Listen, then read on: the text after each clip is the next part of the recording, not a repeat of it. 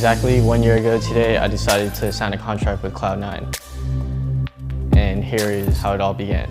Because if you run into young Stu, he's gonna ruin your day. He's already picked up 1 kill, but it's a 1v3 and another headshot from Stewie. He could get another one as well. He's still got 9 HP, and what is this? Is there anyone yet who has not been convinced?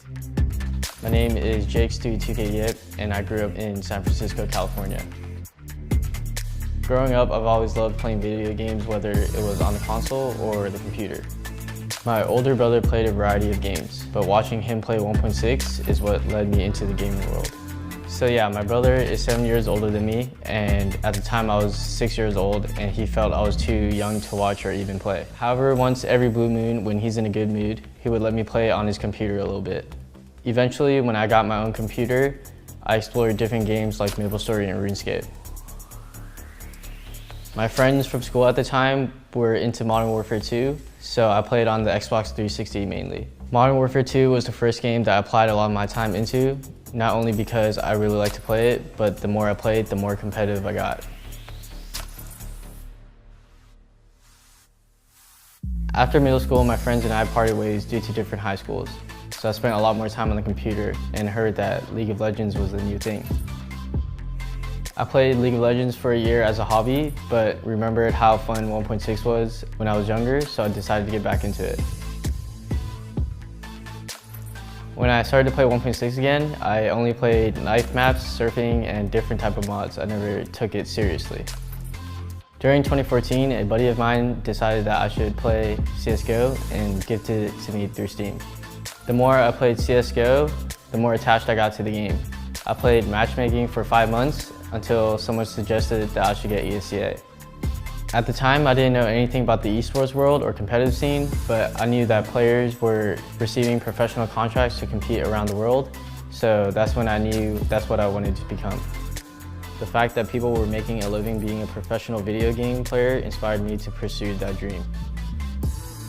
When I began ESCA, I constantly got accused of cheating from popular streamers and pro players. That's when I knew I could compete at a top level. At the time, I was 16 years old, and a semi-professional team gave me a chance on their team, and that was the gateway to the professional scene. So at this moment, I knew that I had to put CSGO as my priority to pursue that dream.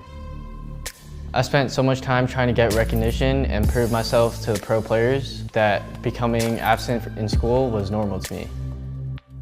School was a priority to my family, and they always stressed how important it was to be successful in school. But I knew that if I worked hard, I could be successful in competitive gaming. My parents never understood esports and always thought that being on the computer was a waste of time. So when they would get contacted from school about me being absent, they would confiscate my computer. However, they would compromise with me and work things out, but it got to the point where the school stated that if things don't change, I would need to transfer. Instead of making changes, I chose to transfer to a different school so I would have more time competing. My parents were furious. After going back and forth, I would still be absent, and it led to me transferring to an independent school. Finally, this is what I've been wanting, but my parents could never understand it.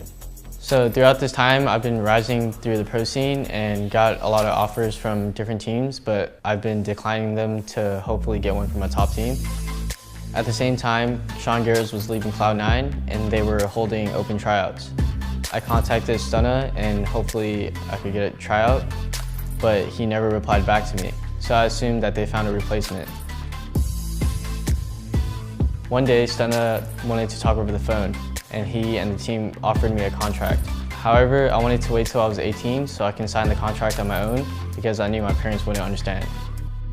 After signing the contract, I decided to move to the team house without my parents' approval.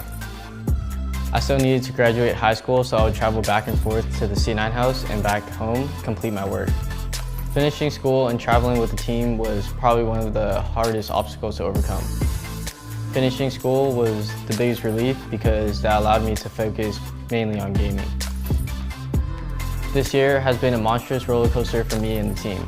We've gone from unstable roster changes to not making out of groups to becoming a world-class team that could compete against anybody. Being on the team for only a year, I never thought I could help lead a team to raise a trophy so soon. This entire year has proved that our team can compete at a top level.